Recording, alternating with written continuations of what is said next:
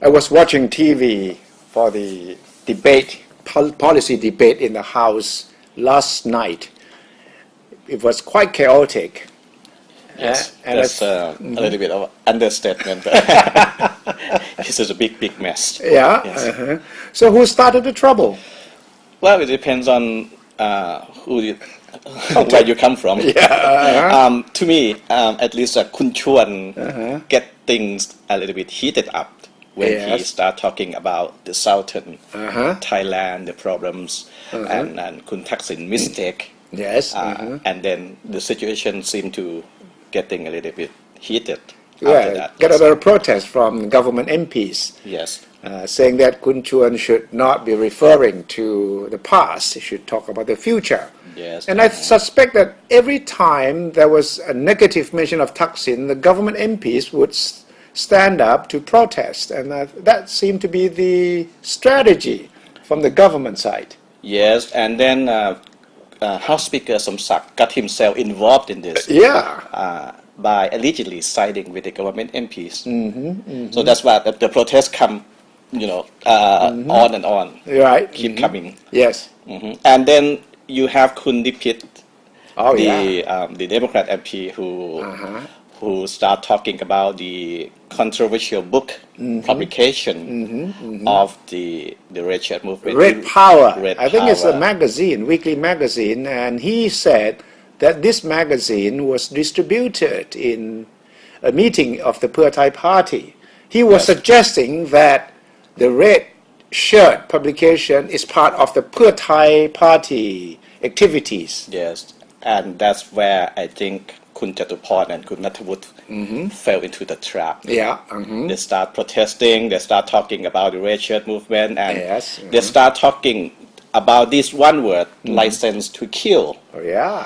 which lead to chaos, like you said. Because when Kun Chuan spoke, after that Kun Nipit spoke, Kun Nipit was trying to emphasize that the red shirts and the Pheu Thai Party are together. This is a two-leg policy, two-pronged strategy devised by Thaksin. Yes. And Nattawut and Jatuporn stood up to protest and started to get very emotional about any mention of red shirts. And at one point, Nattawut, I think, said that the charge, lèse majesty charge, was being used by the previous government, the opposite government, As the license. as a license to kill.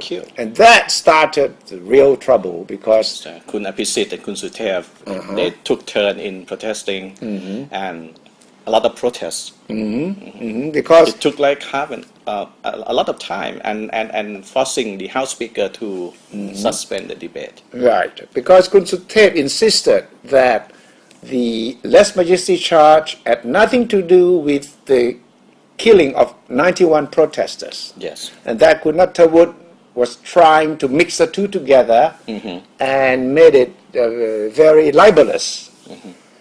Nattawut said, I didn't say that. And Kun Suthev asked the speaker to get Kun Nattawut to withdraw the statement. And he refused to withdraw the statement. And then Kun Apisit stood up to insist that the speaker must do something about it because Nattawut did say that. So the speaker, Kun Somsak, was sort of caught in the middle of it. Right. And whenever people start talking about reconciliation, this kind of thing happened. Yeah. Every time. Actually, Kun Nipit was debating reconciliation plan of the government.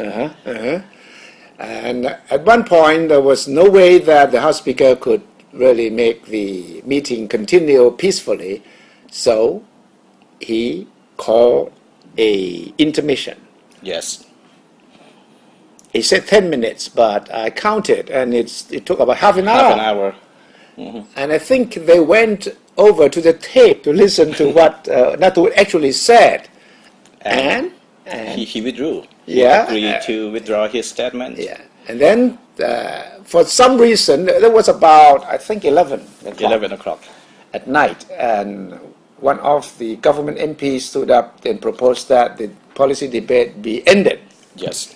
And that started another big mess. Yes. It's supposed to be a quorum check. Yeah. And I think they did check the quorum and they don't have enough. Because the Democrats, a lot of Democrat MPs They boycotted the... one way or the other. Yeah. They just left the meeting hall, or they just didn't use the card to register their participation. Yeah. Anyway, they didn't have the quorum to So the speaker said, okay, we call the meeting off, we call it a day, and then that's it.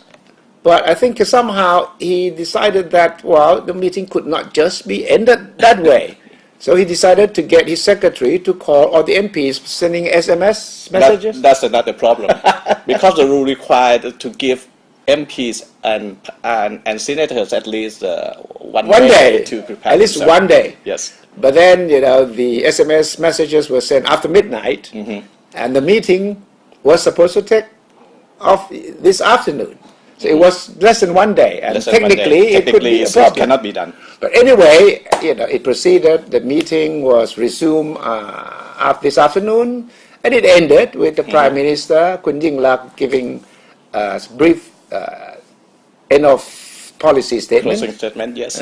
Which went nicely. She said that although I don't expect to get 100% in this test, in this exam, I'm sure I will pass every subject. Yes, it's okay.